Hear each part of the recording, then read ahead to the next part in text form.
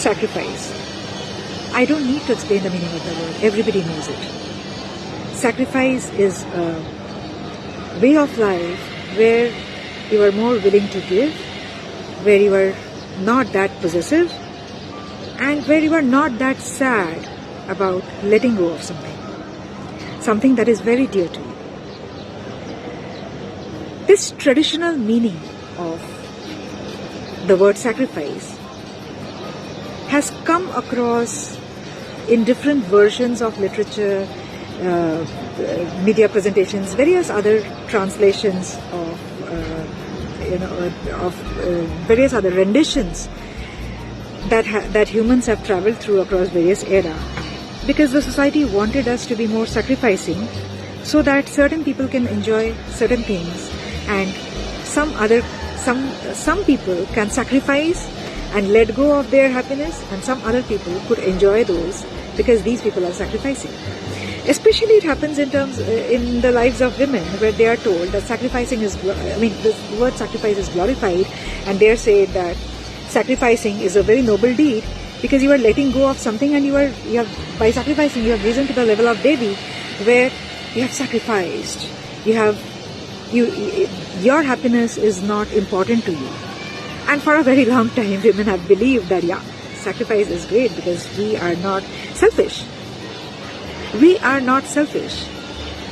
There are certain people who have explained this to us so that they can be selfish, and women are more giving. They are more open to let go of their happiness so that other people can be happy.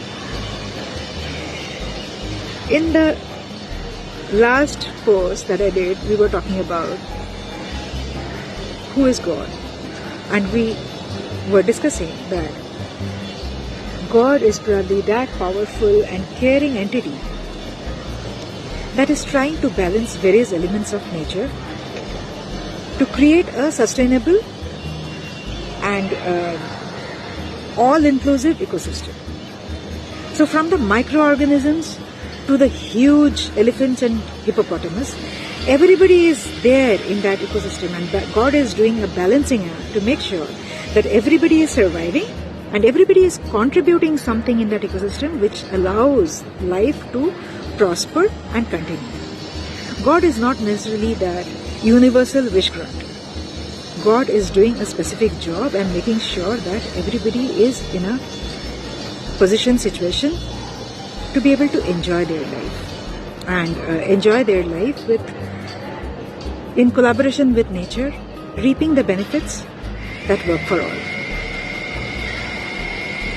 Given this being God's role in life, you would probably agree that God is not interested in our materialistic renunciations.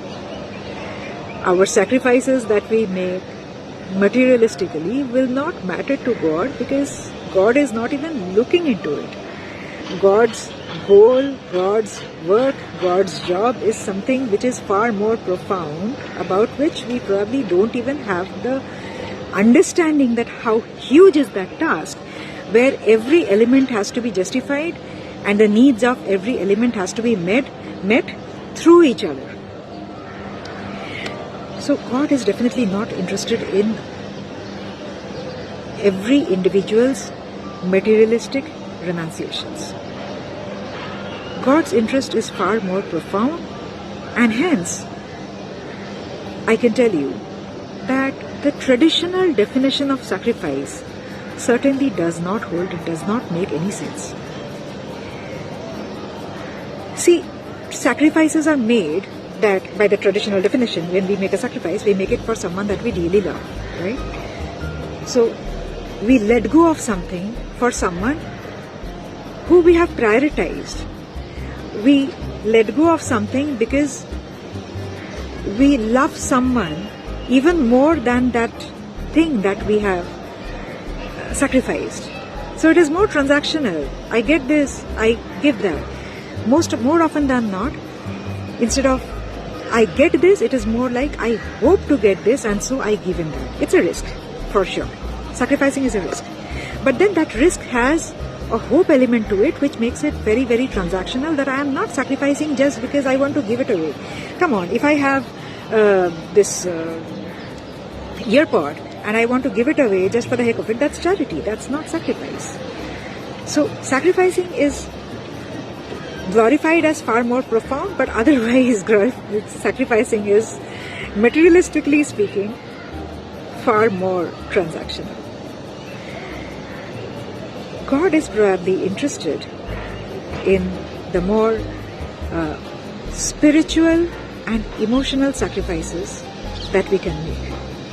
And in God's world, sacrifice manifests in terms of separation and death. Separation as in two or more people who are very close to each other drift apart.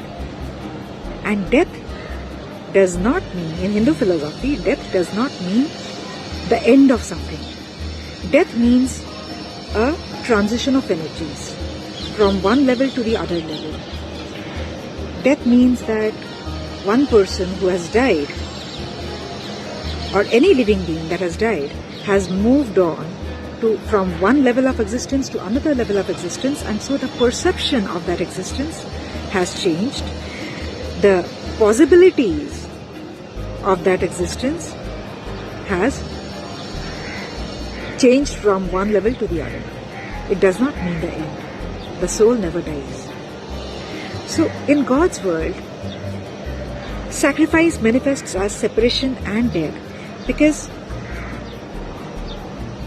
that is what God needs at times from the humans in order to make sense in that huge ecosystem that God is trying to put together. How? I will tell you in the next post. What is death and separation in God's world and how that manifests. Till then, see you.